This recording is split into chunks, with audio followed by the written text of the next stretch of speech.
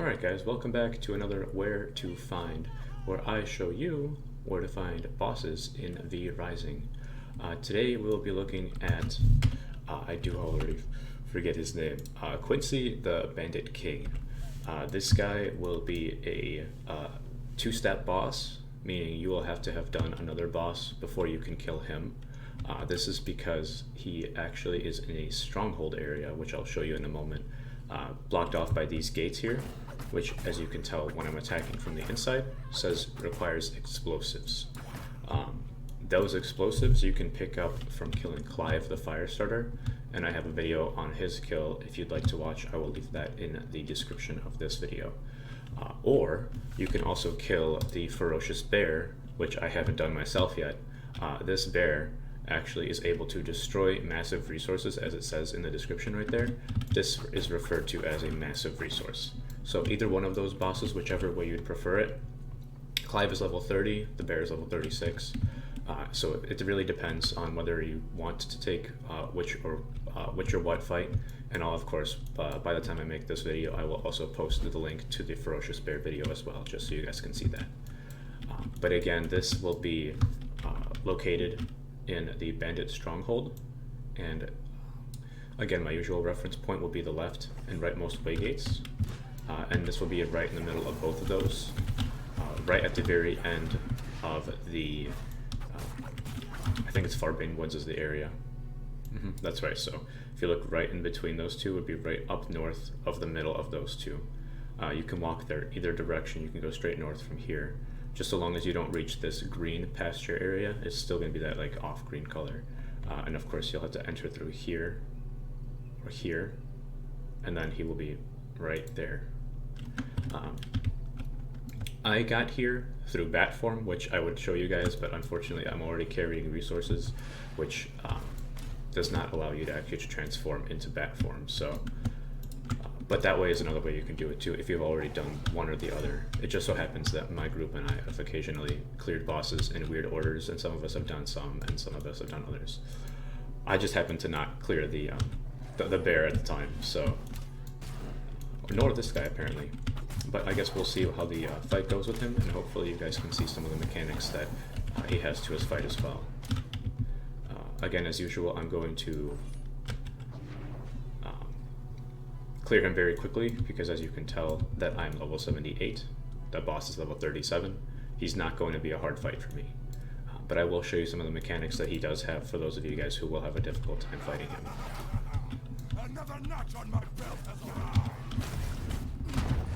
So Aftershock is one of the spells he has, which if you've watched one of the other videos, there is a boss in a cave. I don't recall his name at the time, but he does also have... Ooh. So that's another spell he's got, is a block, or a counter, I suppose. And then that charge right there. Alright. So he also spawns more ads, which is a pretty common tactic for most bosses in this game. Now you can see I'm eating a lot of these shots. I would highly recommend not doing that.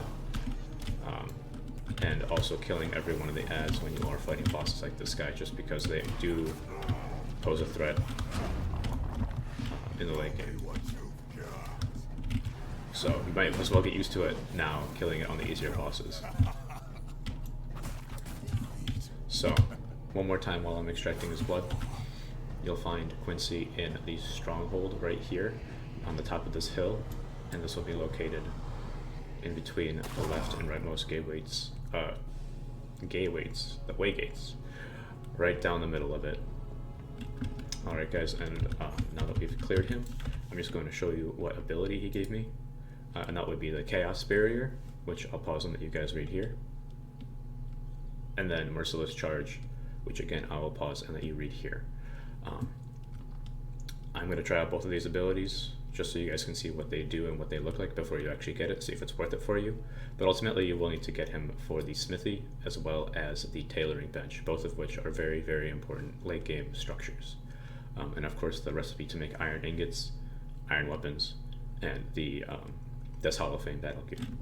So just before we head out for this video, we have Chaos Barrier, and then it was Merciless Charge. Okay, so I believe that Merciless Charge would be the first ultimate that you actually get, so anytime you do see me use an ultimate in my videos, this would have been the actual first one that you'd be able to pick up. The rest of them are higher tier endgame bosses.